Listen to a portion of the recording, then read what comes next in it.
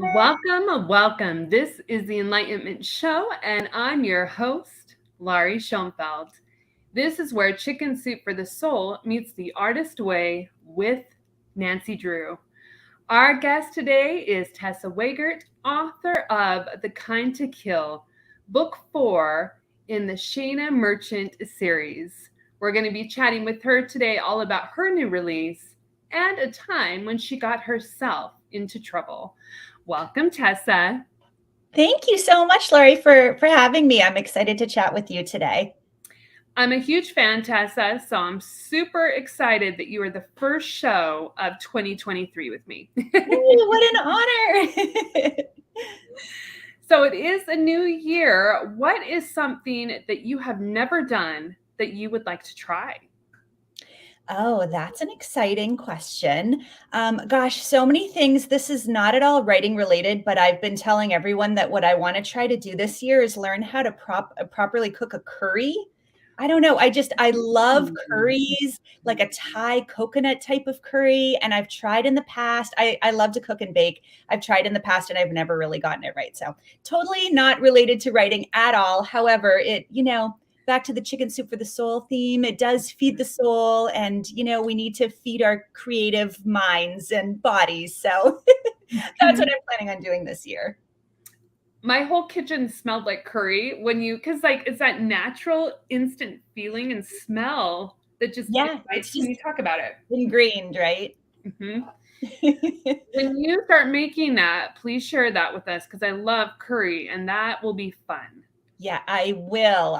Once I become an expert at it, once I master it, then I'll be sure to share the recipe I'm using. Can you share with our listeners and viewers what The Kind to Kill is all about? Yes, absolutely. So The Kind to Kill is it's the latest story of the Shayna Merchant, senior investigator Shayna Merchant saga.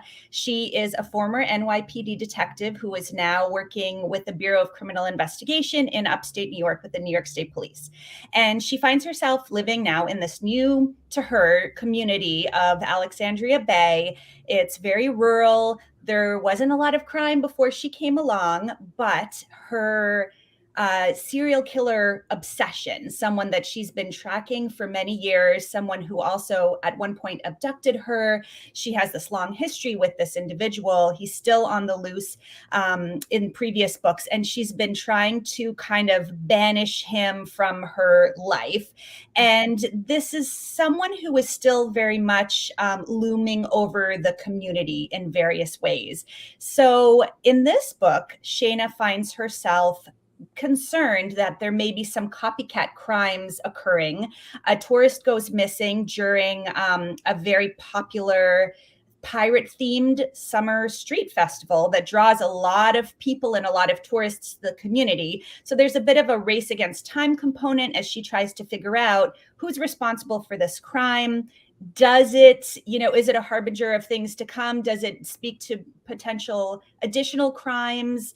Is the community safe at a time when there's this influx of tourists? So she works with her partner, Tim Wellington, and a cast of other colorful characters to try to solve the crime. Mm-hmm. I loved all the elements because you just keep the suspense going with that there's a time crunch and now there's a copycat killer. So you have that trauma, that internal, but the external that's going on around her, and just blended that all together. Yeah, I was just going to say there are a lot of themes of anxiety and mental health throughout the entire series, because when we first meet Shayna in the first book, Death in the Family, she is really suffering from PTSD after having survived this abduction experience when she was still working in New York. Mm-hmm. So over the course of the series, you see her try to manage this anxiety that she still feels as she's investigating these crimes. But at the same time, she has a certain empathy that a lot of investigators, especially a lot of her peers, don't have, because she's been a victim herself. She knows what that's like. So that plays into her approach to investigating. And it's kind of a flavor to her character as well, because over the course of the entire series, you really follow her. And I hope get a sense that she almost feels like a real person who's struggling, and it has vulnerable moments as well. I really wanted to create a female investigator who didn't always get it right, didn't always have her, stuff together, more just someone who was a more realistic, realistic investigator, someone who maybe uh, speaks to the Inspector Gamache comes to mind, for example, someone who I love from crime fiction, from the Louise Penny books. I mean, I think a lot of detectives over the years have been, they can be more hard boiled, they can have their flaws, but they always got it right. And I really wanted to play around with the idea that the investigators don't always get it right on the first try, and they're human and they're flawed, and Shayna is as well. So she struggles sometimes with her mental health, and she struggles with her own personal history, which I feel like, no matter what kind of investigator you are, no matter what kind of detective you are, if you're investigating homicides, surely some kind of, personal experiences from your life would play a part in the approach that you took. So I was trying to make it feel as authentic as possible. And so her mental health is a big part of that. Mm-hmm. I loved how you brought in the fight, flight, and freeze method within trauma. Really goes into that anxiety and PTSD that you just spoke to. Right. What kind of research did you do to really bring that into Sheena's experience? Yeah, great question. I have read extensively about anxiety because I suffer from some anxiety and have struggled with anxiety over the years. So it's always been a part of my life in a way that, I haven't been trying to hide. Like, I just have accepted it's a part of my it's a part of who I am. And it's in a way a part of my process as well when I'm writing these books. And at some point, early on, even before I wrote Death in the Family, I had been writing thrillers for many years before I got the first book published. I think that's the case for a lot of authors. But, at some point when I was writing these thrillers and mysteries, I started to realize that they were really helping me to process some of my own anxieties. Like, I really think that, fears that we have as people, especially writers who tend to have, this is obviously a gross generalization, but a lot of writers that I have met, thriller and mystery writers, have some fears. And I think that that's in a way, and some maybe idiosyncrasies. And I think in a way that's why a lot of us are drawn to crime fiction, because it's kind of a way for us to put our worst fears on the page and process them and deal with them that way. So I realized that that was really working for me. Anything related to, let's say, like anxiety that I had around my kids being out in the world, especially when they were, becoming teenagers and old enough to be out without me. These were things that I kind of tried to incorporate into some of these plots and stories. And then that all of a sudden magically made me feel much less stressed about things. So, so I come to it with some personal experience, definitely. But research plays a very big part in general in my process, because what I don't have is a background in criminal investigation or in law enforcement. So where that's concerned, my background is actually in journalism, which I found to be really helpful, because I did know, approaching this this kind of second career, I did know how to conduct an interview, and I did know a lot about, how to conduct research and get the information that I needed to be able to create a story and an account that was authentic and genuine. So I luckily did my research early on and was able to track down the actual sheriff of Jefferson County, where, the stories take place. And she's been my go-to resource for all things North Country law enforcement related. And she's connected me with other Bureau of Criminal Investigation detectives so that I can make sure that, any scenario that I'm dreaming up is at least somewhat realistic. I mean, of course, it's crime fiction. So sometimes it's a little bit over the top, but I do like to try to keep it as realistic as possible. And that has a lot to do with the little elements of police procedure that come into play. Mm-hmm. That's a great thing for new writers that are trying to kind of get their hand at how can I grasp research. What are a few questions that they can begin asking to invite that conversation? Yeah, I think open-ended questions in this case would be really helpful to track down an expert. That's really the hardest part in a way. Identifying the right person is the hardest part, I would say, who has that subject matter expertise that you're looking for. What isn't usually is hard, at least in my own experience, is convincing people to talk to you. Because if you go to someone who's a subject matter expert and say, I just am in awe of what you've done, I am a writer and I would love to just pick your brain, 9 times out of 10, people are happy to talk with you and excited about the idea that they're in some way contributing to the creation of a novel. So I would say once you've identified the right person and convinced them to speak with you, ask the open-ended questions and just let them talk about their own experience. Because sometimes, you come to someone with specific questions related to your manuscript because maybe you're at an impasse, you're not sure what would happen next, especially where police procedure is concerned. So those are important questions to ask just to, get the order of events right. But at the same time, I think what makes those subject matter experts so interesting and so valuable to us as writers is the stories and the personal narratives that they have to share. And we can't know as writers what their experience has been like. So I always take the sit back and let the, sit back, don't say anything, like go ahead and tell me whatever stories you want to tell me approach, because I always come up with some really interesting directions for my plot or potential ideas that I can try to incorporate into my own work. Mm-hmm. So you were a journalist before you were a writer. What are some of your favorite things about being a journalist? Wow, I have some favorite things and I have some things that I feel like we're somewhat lacking, which is why I write fiction now.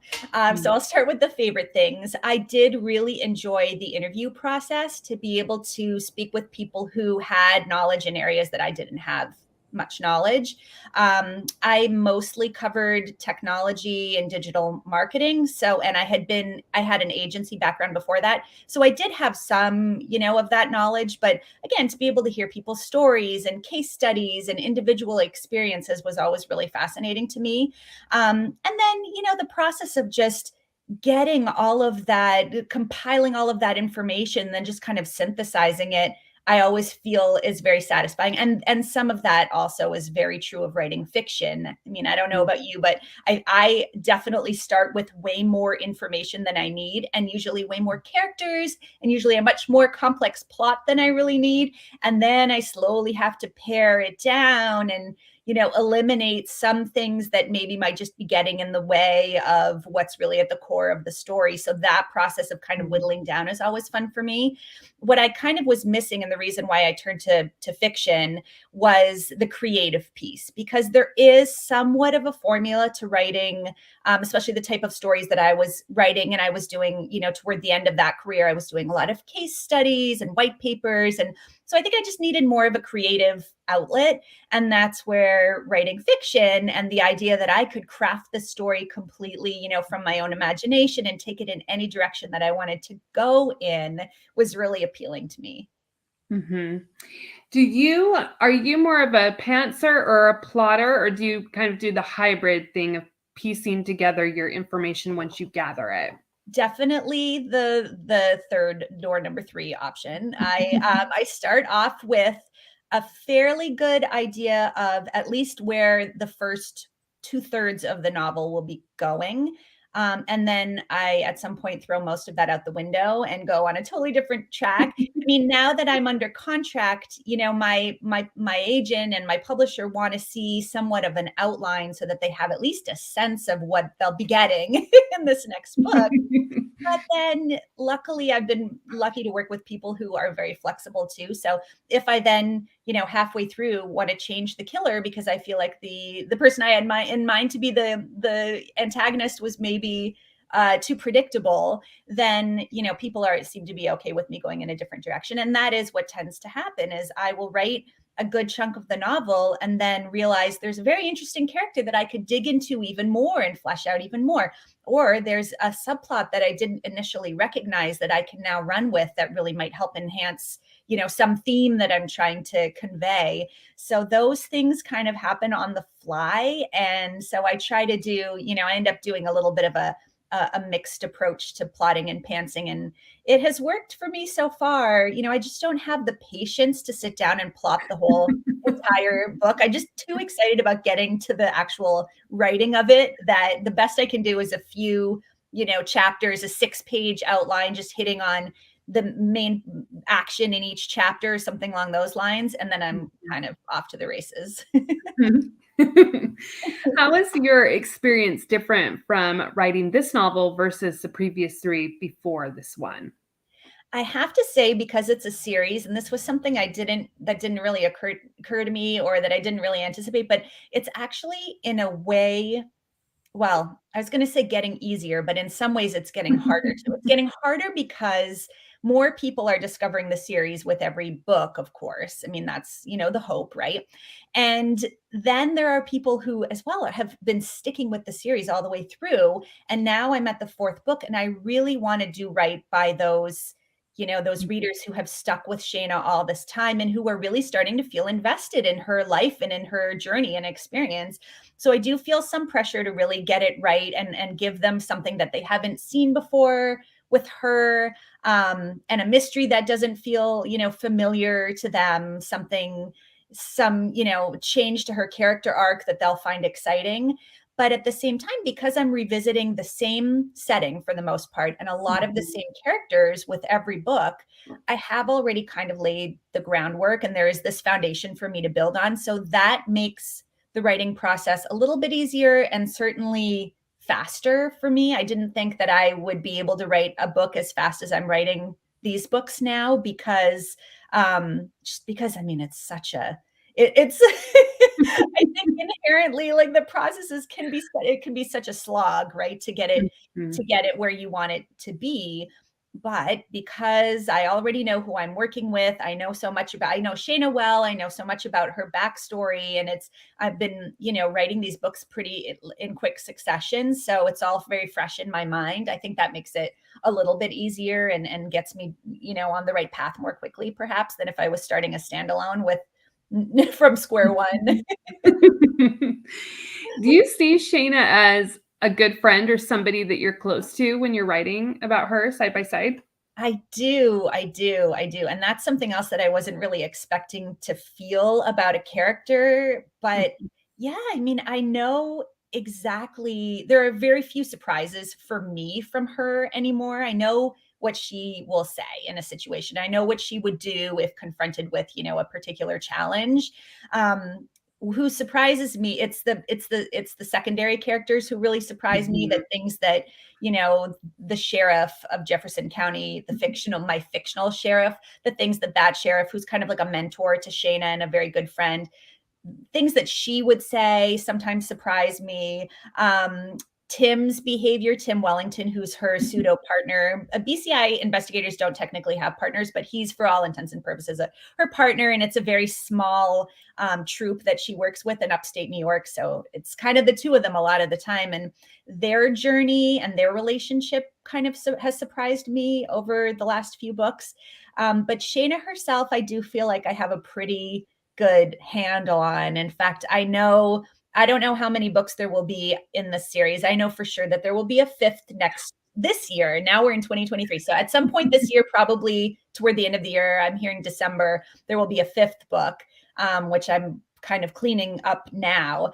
Beyond that, I don't know, but I do have ideas for, if there were future books, what would happen to Shayna, where she would end up. So that's kind of exciting, to be able to visualize her whole arc, and the big picture of her life in that way is kind of fun. Well, that just got me damn giddy. Yes. More books. Yeah, I was pretty excited about it too. Like, I was really hoping that there was more after this. Well, a lot of people thought that the series would end with the third book, and for those who have read the third book, there is a pretty big twist that happens at the end of the third book that I can see why people would think that was maybe the end, but clearly it was not.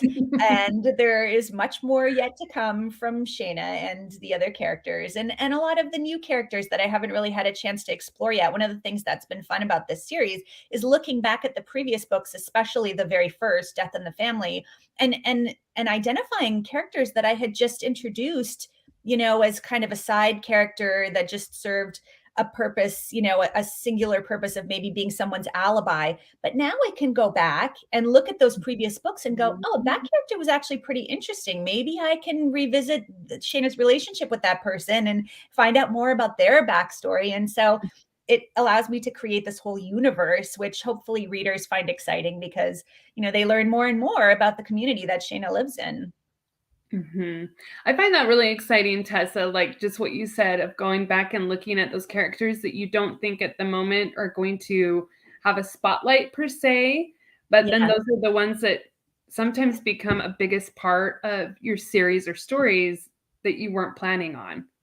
Right. Well, I will say when I wrote Death in the Family, I didn't intend for it to be part of a series at all. It was written as a standalone, kind of like an homage to Agatha Christie's And Then There Were None.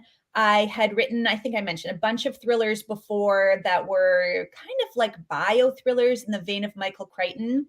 And there just wasn't much of a market for those types of thrillers. It's the kind of stuff that was big in the 90s that I used to absolutely love to read and still do, but there wasn't really much of a market for it when I was writing them. And so I took a different track and decided I was going to try my hand at mysteries. And so the very first mystery that I attempted to write was Death in the Family, because I wanted to write a really like a contemporary take on a really classic golden age era Agatha Christie-esque detective novel. So there is, a dysfunctional family on a private island and a storm that traps them all there, and a locked room mystery, and all of those components of mysteries that I have always loved. But again, I didn't intend for it to be a series. But I had worked in this backstory and this abduction experience that Shayna had had, really just to help shape her character.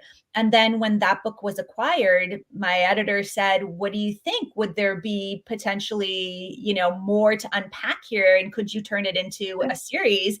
And of course, you never say no when someone says, would you turn it into a series? I'll take 2 books instead of 1. So, then I ended up taking the ending of Death in the Family, which wrapped things up much more neatly when it was a standalone, and making that the beginning of the next book in the series, The Dead Season. And then I was just kind of rolling along from there. I could go back again to Death in the Family and find all of these little nuggets of backstory that I never really intended to mine, but now I had the opportunity to go back and look at them in much more detail. Mm-hmm. And Then There Were None is one of my favorite Agatha Christie's. Oh gosh, me too. Me too. And another is Crooked House, which actually I hadn't read until after I wrote Death in the Family, and it's since become one of my favorites too. Very similar And Then There Were None vibes in Crooked House, and the movie is great as well, the adaptation. Mm-hmm. Yep, I'm right there with you. Your journey with publication has been a whole new interesting twist for you. Can you share and tell us a little bit about that? Yes, I feel like I never know what to expect from one day to the next, and it keeps me on my toes, definitely. But it's been an exciting and ultimately, I think, really rewarding process. I mean, I didn't know, I still don't know at this point how many books there will be in the series. And I think that's very common. It isn't very many situations or very many publishers who will take on a debut especially and say, all right, I'll take 6 books in your series, because of course it's a business, and publishers want to make sure that the initial, the first books in the series will do well and will warrant additional books and justify the purchase of additional books down the line. So that's why you often get a 2-book deal for a series, and then everyone just kind of waits to see with bated breath what will happen from there. In my situation, I debuted in 2020, February of 2020. So like 3 weeks before the pandemic hit and all the bookstores closed and absolutely everything closed down. So I had, a fairly nice, expansive regional book tour situation planned out. And I had lots of, plans to go into bookstores and do signings. And of course, none of that panned out. I did 2 in-person events before everything went online. So on the one hand, it was nice for me because, I kind of learned how to, uh, I learned how to do the events in a way that, I think felt satisfying for me. I became more familiar with the process because there is a whole process to doing these Mhm. types of events. And because I was able to do them online, I just wasn't as nervous about all of that, I think, as if I would have had to do it in person. So it was useful there because I kind of had to train myself how to do these types of events virtually, but in the comfort of my own home. So that felt kind of like a safe space to be doing that. So that part of it was great. But then at the same time, I mean, nobody really knew what was going to happen. So I had a couple of crazy things happen where this was kind of unrelated to the pandemic, but my acquiring editor ended up leaving and going to another imprint before Death in the Family was even published. So I had this 2-book Mm. deal, but now my editor was gone. So I was, punted over to a different editor who then I, needed to get to know right from square one, whereas I had worked with the initial editor all the way through developmental edits and proofreading and everything to that point. So that's a fairly common Mhm. situation, I would say. What I wasn't expecting and what kind of threw me for a loop was then the pub date for the second book was moved up. So it was originally supposed to be a full year later, and all of a sudden it was moved up to December. So I had a book out in February of 2020, and then I had the sequel out in December of 2020, and still no in-person events all the way up until really, I don't think I did any in-person events that year, because even by the time December rolled around, people were going, oh, well, it's cold, we'll just keep doing virtual events. So my launch for the second book, for example, was virtual instead of in person. So, here I am kind of thrown to the wolves in a way. I'm a debut author. I have no idea what I'm doing. And now I have 2 books out and it's a pandemic year. So that was all very interesting and exciting, but very interesting. And then, I was working on that whole entire year, the third book in the series, Dead Wind. And I didn't know how many books there would be, but I had an idea for a third. And I had kind of written a cliffhanger ending into the second as well. So I really didn't want to disappoint readers. I wanted to be able to give them something.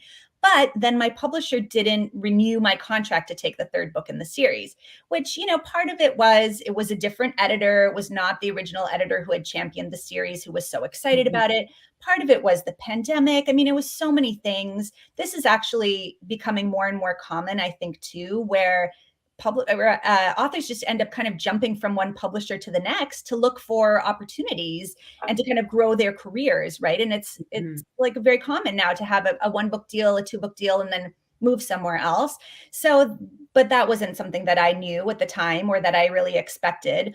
But I was lucky to find a publisher who was excited about the series enough to pick it up mid-series, which I think is fairly uncommon, because the original publisher, of course, still owns the rights to the first 2 books in the series. So anything else that I write that drums up interest in the series is going to benefit my original publisher as well.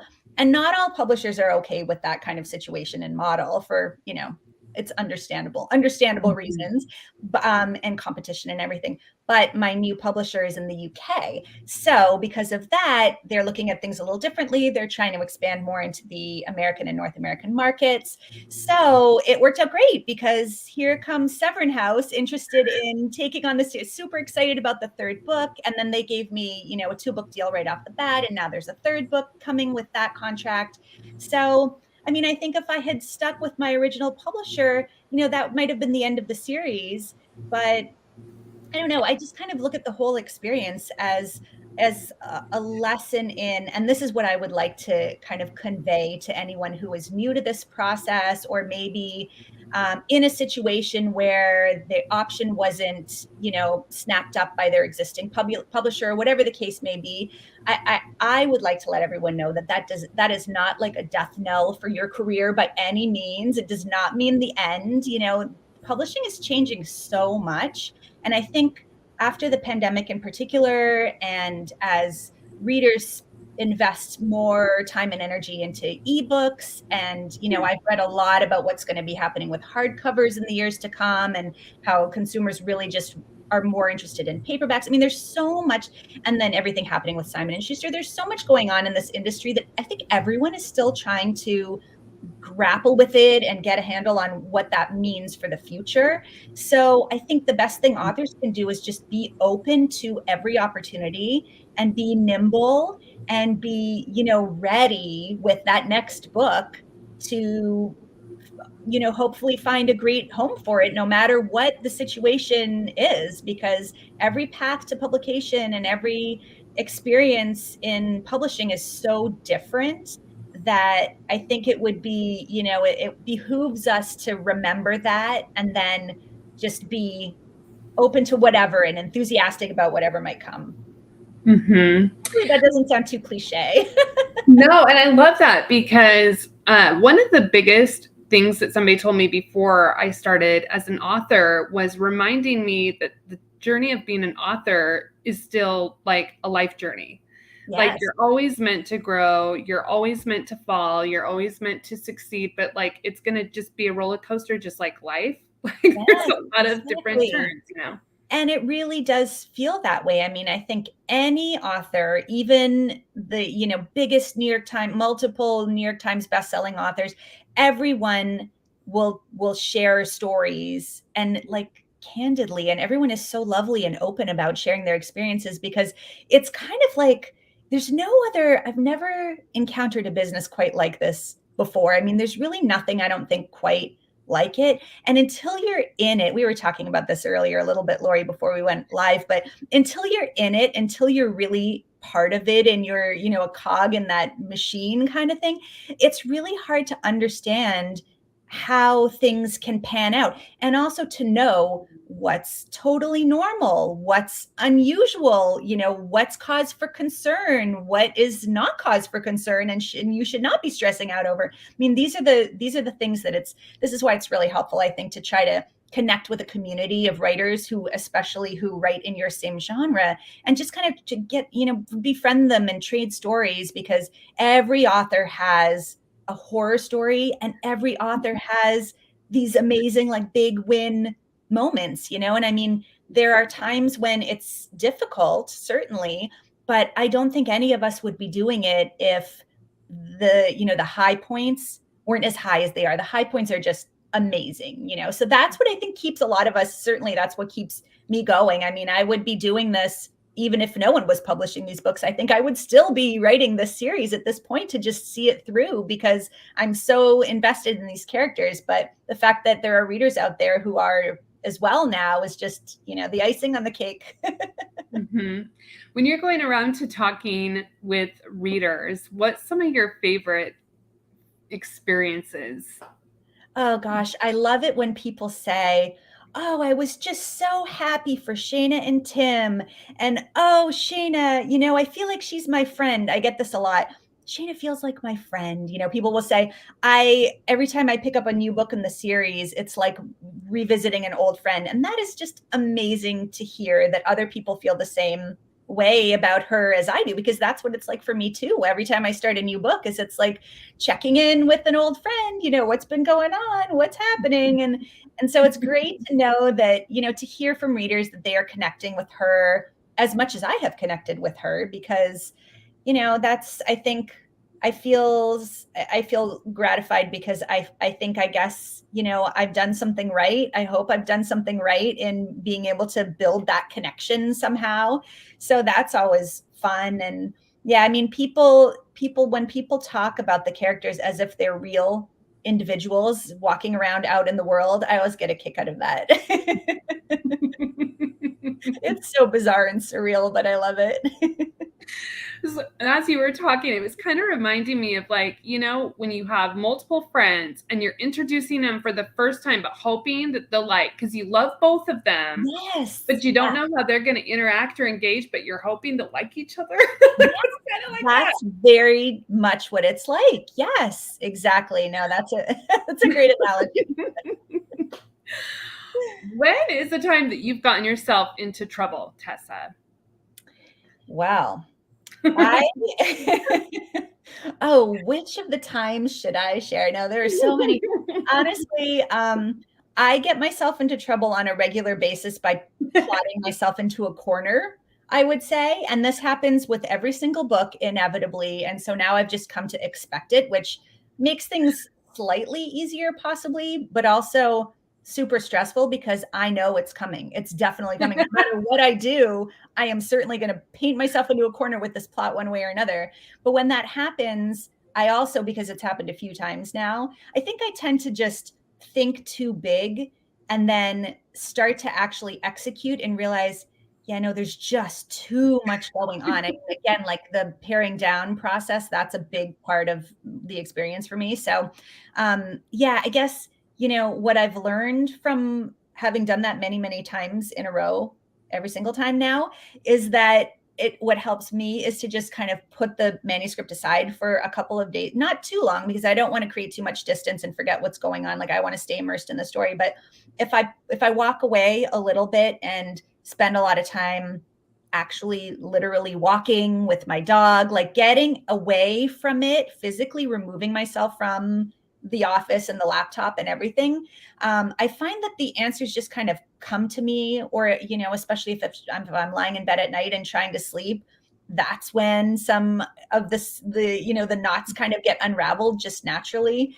So, I mean, I don't have any wood to knock on here, unfortunately, but hopefully I now have figured out this process enough that it won't happen anymore, or at least that I'll be able to get out of it fairly quickly. But yeah, that's an issue that I have on a regular basis. Maybe it's just part of my process and I should just embrace it, Mm-hmm.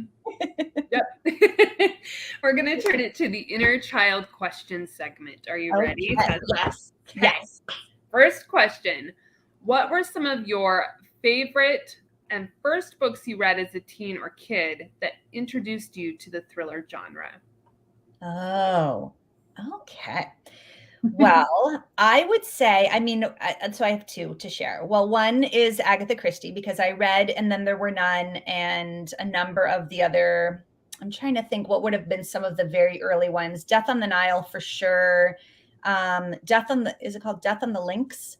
The golf themed one. There were a number of them that I had, well thumbed copies of that I just went back to again and again. I never really got into the Nancy Drew books for whatever reason, but Agatha Christie was a big part of my formative years. So that certainly played a role, as we saw from Death in the Family. That definitely played a part in, the approach that I take with these novels, which I still try to, kind of channel Agatha Christie when I'm writing them in some ways.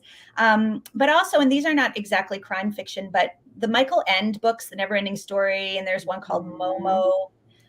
Those books were always around, and my mother was a librarian, and so she would often bring home both books from the library and then also like the rejected books that were kind of that you get in the library sales once a year or whatever, that are kind of like the well-worn copies. So I had a bunch of the Michael End books that were kind of like the rejects that I don't know. There was something so exciting about having these books that I knew that so many hundreds of people had read before. Now they were coming to me, and I liked the fact that they were kind of falling apart, and that I got to I didn't have to worry about keeping them tidy, and I could dog ear them if I wanted to, which I do not do anymore, but I did back then, because to those copies, it didn't seem to matter much. And then another book that played a huge part in, I think, shaping my approach to writing was Bram Stoker's Dracula, which I also had. I actually have a first edition copy of that from the library that has no spine, and like the cover's so worn away. It's a leather cover and you can't even really even see the type on it anymore, but it was like the engraved kind of gold foil.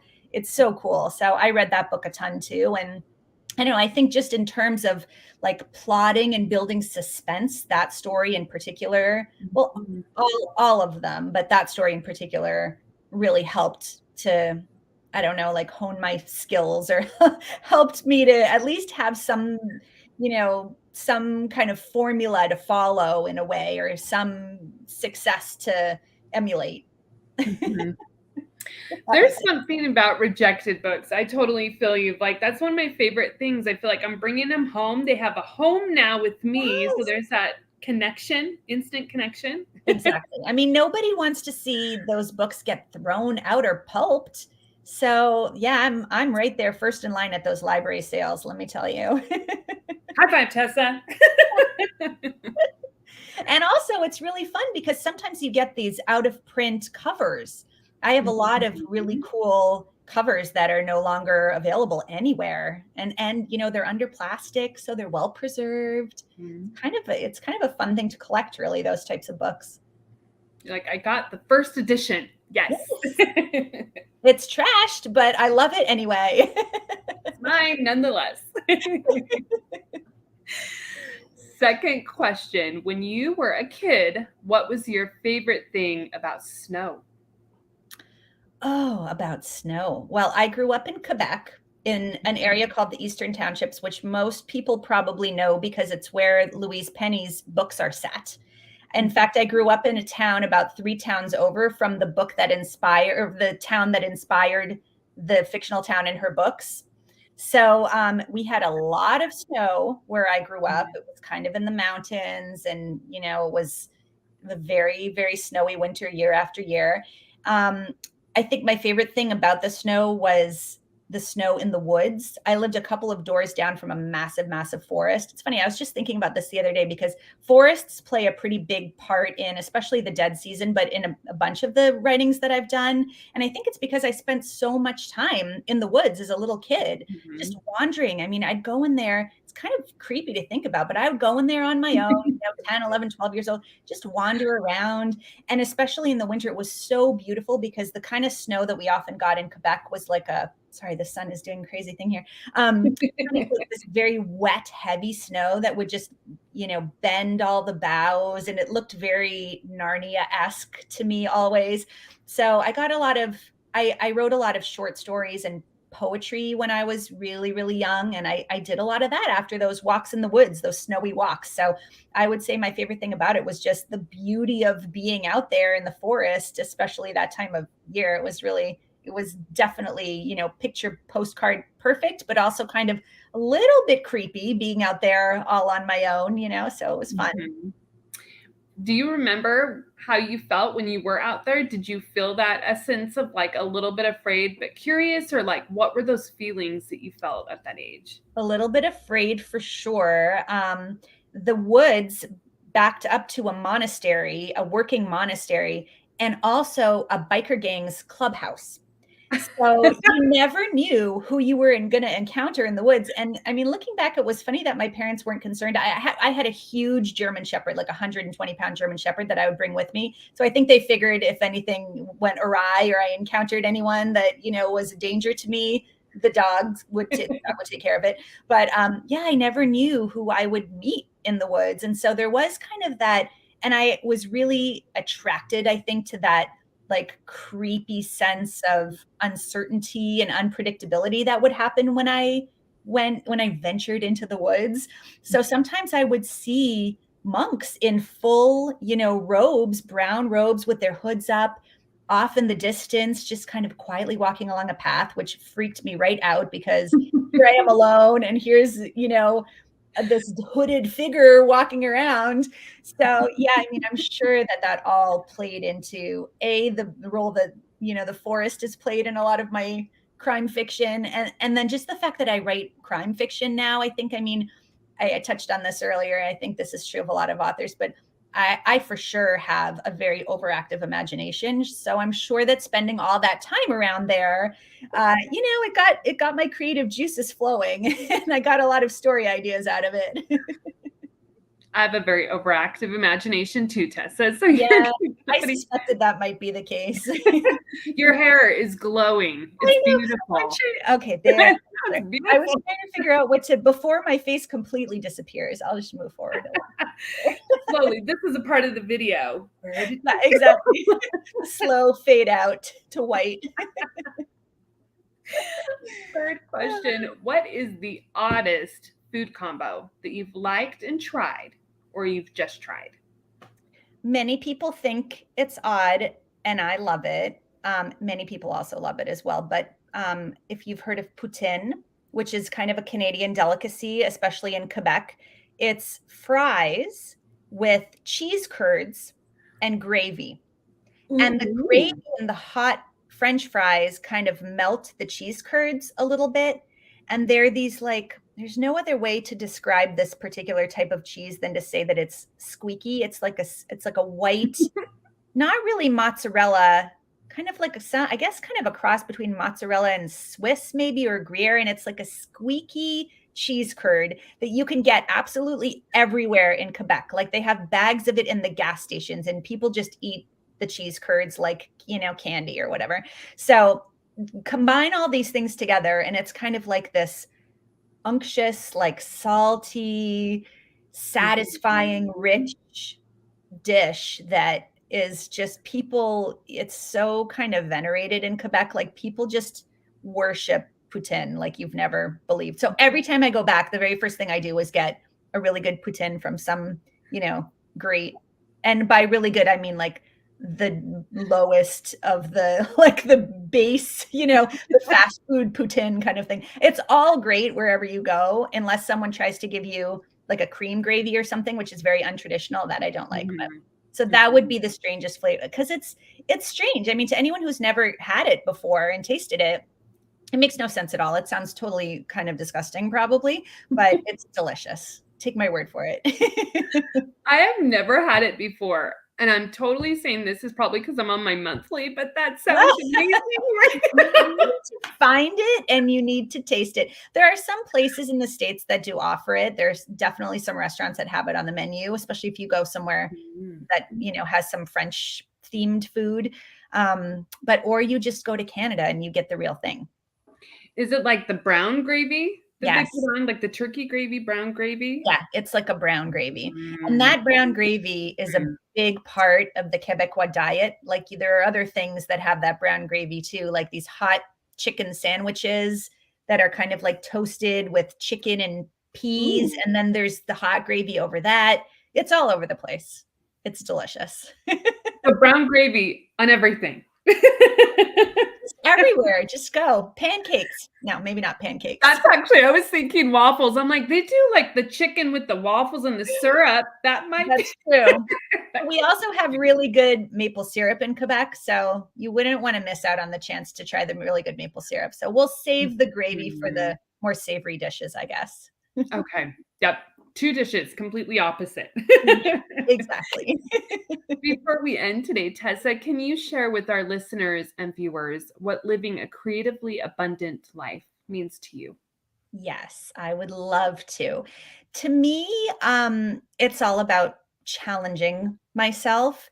I never want to get to the point where things feel too easy. I actually really like it when I encounter challenges like plotting myself into a corner, because I feel like it helps me grow as a writer. And I think creatives really, I don't know that we ever get to the point where we want to stop growing, or feel like we know everything and we've achieved the pinnacle of having mastered our craft. It's just I love the idea that I'm going to continue to make mistakes, but then figure out a way out of those mistakes and come away with more knowledge than I had before, or an understanding of something that had always kind of plagued me or bothered me or been an obstacle for me. So that's what it's about for me, is just continuing to try hard things and see what happens. And hopefully they work out and hopefully it gets a little easier over time. Thank you so much for joining us. It has been an absolute pleasure to have you here. Likewise. Thank you so much, Lori. And thanks to everyone for listening and watching. This has been really fun. Where can we find you if we have any questions after the show, or if our listeners and viewers would like to grab your books? Yes. I am at tessawegert.com. There's a ton of information about all of the books, the entire series, and all other writings, short story anthologies, everything else that I have been doing there. And there's also a contact form. So if anyone would like to reach me by email, that's the best way. And I'm always happy to chat with readers and anyone who, has questions about writing or anything like that. And then all over social media, I'm at Tessa Wegert, except for Facebook, which is Tessa Wegert Books. Thank you. Thank you. And thank you for all of those who've joined us live and will be watching us on the replay. Remember, as you go about the rest of your week, to find the things that are working. You are the creator of your own story. What steps are you going to take next? And we'll see you on Thursday right here with Terry Shepard at 12 o'clock p.m. Mountain Standard Time. Thank you, Tessa. Thank you.